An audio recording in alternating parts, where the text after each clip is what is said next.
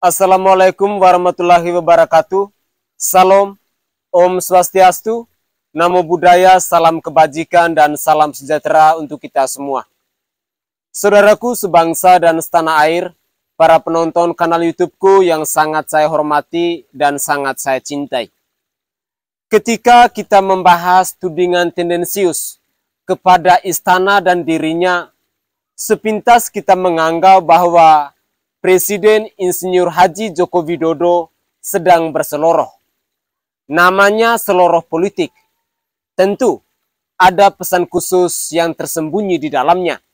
Sebagaimana biasa, pengamat selalu menafsirkan demikian. Mari kita coba identifikasi pihak mana yang kira-kira menjadi bahan selorohan itu. Fokus pertama kita tertuju kepada partai yang sementara ini gagal menjadi peserta pemilu tahun 2024 yang akan datang. Yang tak lain dan tak bukan adalah Partai Umat. Terlepas sudah melakukan mediasi dengan KPU dan Ketua Majelis Syuro pun mengaku senang hingga hampir menangis, kita pun sebelumnya mendapatkan jejak digital di mana Amin Rais sempat menuding bahwa ada kekuatan besar dari rezim penguasa politik yang berusaha untuk menyingkirkan partainya. Jadi menurut saya sangat wajar jika tudingan Amin Rais tersebut mendapat respon dari sosok paling berkepentingan dengan penguasa politik yang disebut oleh Amin Rais ini.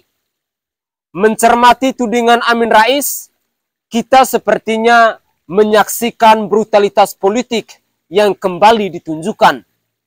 Khususnya dalam upaya memanipulasi opini yang seakan-akan pemerintahlah yang harus bertanggung jawab dengan kegagalan pihaknya.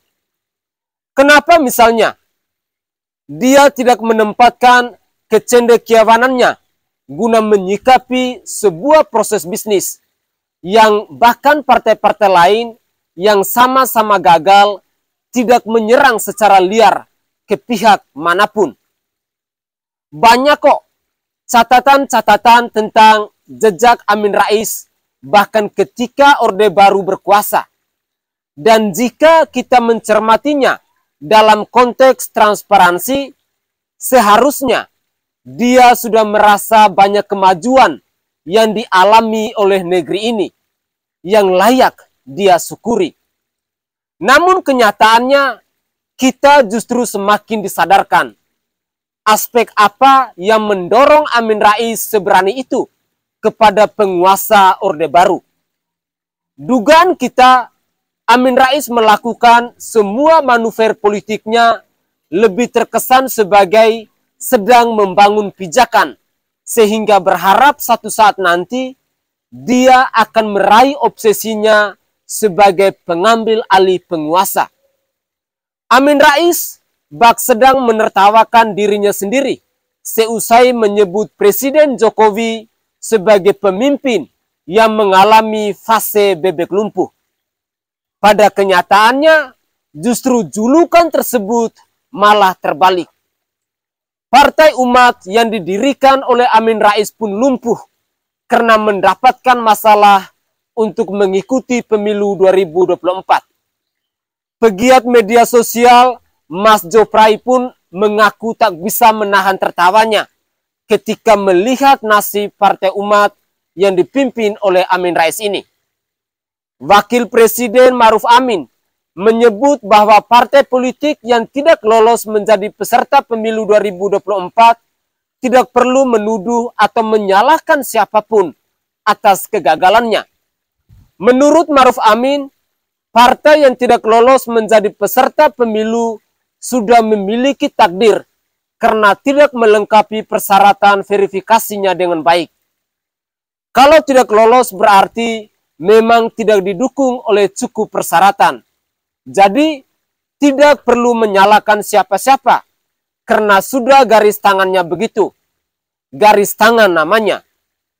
Kata Ma'ruf Amin di Nusa Dua Bali pada hari Jumat 23 Desember 2022 kemarin. Saudaraku sebangsa dan setanah air, pesan moral dari pengalaman Partai Umat ini bahwa betapa keras perjuangan untuk mencapai apapun itu. Namun, ketika kita lebih fokus untuk menjatuhkan spirit pihak lain, dunia pun mulai menjauhi kita karena mereka kehilangan respect. Begitulah kira-kira tanggapan singkat saya terkait ketidakikutsertaan Partai Umat dalam pemilu 2024 mendatang. Saya Sainai dari Provinsi Nusa Tenggara Timur, saatnya rakyat jelata yang bersuara.